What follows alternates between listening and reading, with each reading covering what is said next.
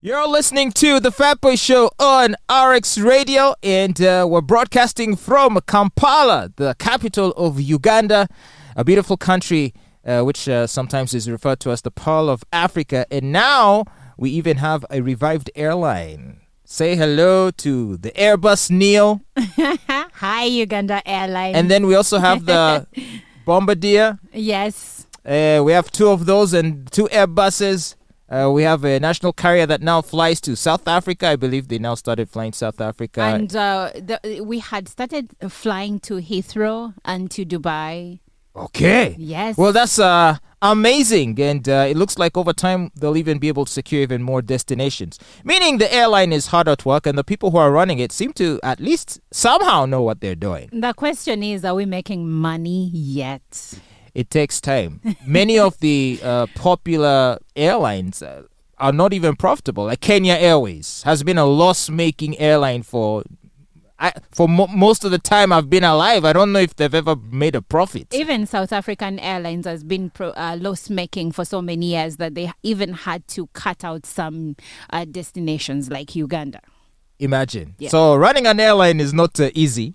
And obviously, as you know, our airline, the CEO of the airline recently fell under scrutiny. She was brought before a parliamentary committee headed by Joe Sonyoni to investigate the ongoings, the hiring practices, the criteria, who is qualified, who is not, how much are people paid. Yeah, her education background. And that made for a dramatic spectacle on our TV screens. Yeah. And we quite enjoyed the proceedings, much to the chagrin of the executives that were hauled before the committee, including the CEO, Jennifer Bamuturaki, who now, as if it's almost come to her in the form of an early Christmas present, Jennifer Bamuturaki has now been elected the president of the AFRAA Airlines Association for 2023.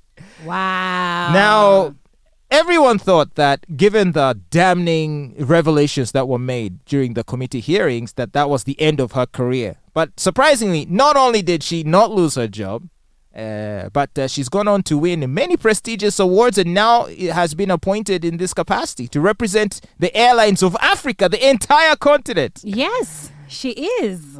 So I wonder what Mr. Honorable Senyon is going to say about this. I'm sure he's not happy. Of course, he's not happy. And of course, the people that were against Jennifer Bamuturaki, I would understand why they were not happy because, yes, there were all these findings, but I don't think there was ever any solution. You see, that's the problem with Ugandan, like the parliamentary committees.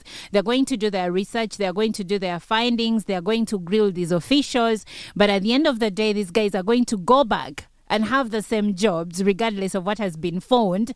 They never even step aside as investigations continue and they just continue enjoying. And that is why. So what's the point? And that is why she had such a bored expression throughout the proceedings. Yeah. She probably already knew nothing was going to happen. Exactly. She wasn't properly qualified to take the position. Uh-huh.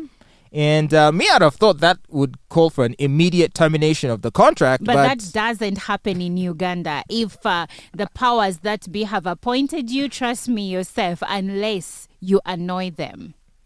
So to me, and I don't know, but even as I was listening to the questioning that was being done, I also felt like a lot of it probably wasn't substantial. Like if, a few tickets here and there. And I'm not saying that there weren't mistakes made, but do you think to a certain extent they overblew the issue and the controversy? Or do you think that scrutiny was warranted and indeed we should be concerned about how the airline is being run? No, we need to be concerned about how the airline is being run, but also there are some issues that were bloated that didn't need as much airtime as they were given, because when you do that, how much do you pay pilots?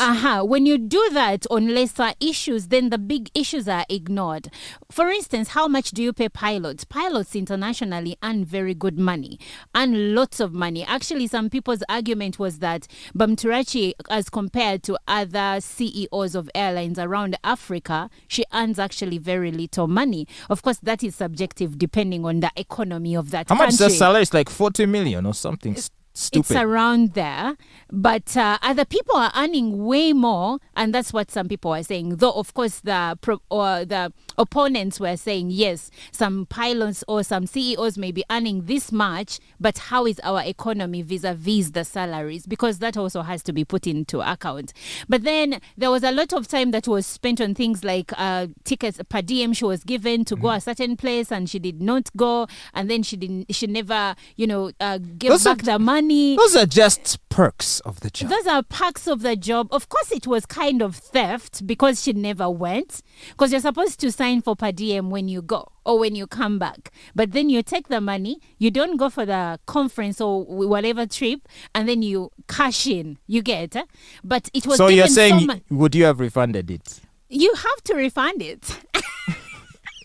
Anyway, in her case, seeing as she is fairly well paid, it was probably not necessary for her to pinch those dimes. But you see, that's what our leaders do. Yeah? Regardless how much they earn, they are still going They keep to taking and taking and taking. Taking and taking and taking, yes. All right, so apparently her mandate is going to be in this capacity as the president of the Africa Airlines Association. Is going to be to cut the bureaucracy and the red tape of the regulatory regimes that impede intra-Africa connectivity. Oh, I support that, especially Uganda to South Africa. Well, because now we have direct flights, and I know that there's a process of negotiation to secure routes and to secure like space at airports and things like that. And I can see how it can be cumbersome, and there's need to streamline it so that more routes can be flown. Yeah. Because if we are all in Africa, why should it be so hard for one airline to have a route to another country? Mm-hmm. Maybe it is harder than I think. There's competition and all that stuff. Right? And some of these countries have their own airlines. That is true. Well, here's another thing she wants to pay attention to. It is to create pathways for increased partnerships and collaboration within the continent to reduce the fragility of startup airlines. Oh yeah, startup airlines. I mean, you go in with a huge initial investment, like humongous amounts of money. Like, forget institutional setup, but then there's also buy the aircraft, right? The maintenance. And maintenance. Fuel. Oh my gosh, training, all that stuff, right? And so as a startup, it can probably be crippling. And I can see how they could use all of the support, right? Maybe that explains why it takes an airline so much time for it to break even. Yeah. And I do wish, though, that the same courtesy would be extended, or the same concerns when it comes to startup businesses in other fields. For example, if you're a startup business, sincerely, URA should leave you alone for at least 2 years. Give you room to breathe. Give you room to breathe. Yeah. Give you tax holidays. Holidays. The same way they do to investors, quote unquote, because some investors have turned out to be crooks. Exactly, because my goodness, filing taxes, that can take up a significant portion of your brain power. But you know what they say? They say that two criminals, one who has defrauded over billions of shillings or dollars, and one who stole a bicycle, they do not get the same kind of punishment.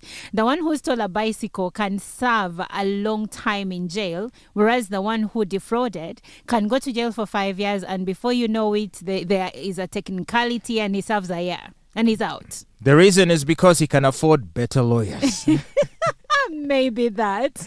All right, so what else is Jennifer Bamuturaki going to do in this capacity? Well, to support initiatives that promote sustainable operations of airlines on the continent by taking bold steps to invest in research, and then to advocate for open skies through fully operationalizing the Yamoussoukro declarations. I have no idea what those are, but no apparently idea. they're important declarations. Okay, so I do hope that she does a good job. I wonder, though, if the other member countries are aware of the trouble she's been facing in Uganda, or do they not care because they probably are up to the same business in their own respective capacities? I'm sure they're aware because we are living in a global village. Anything that happens in Uganda, you're going to read about it. And I think people are vetted before they are voted. They are vetted, and maybe her work precedes her. Who knows? And it looks like for them, they don't have any educational requirements. She's already the CEO. What more do you need? They trust the powers that appointed her into that position. So I'm sure she's like, yo, haters, come get me. Come get me. You can't touch this. You can't touch this. Jennifer Bamuturaki, Woman of the Year for sure.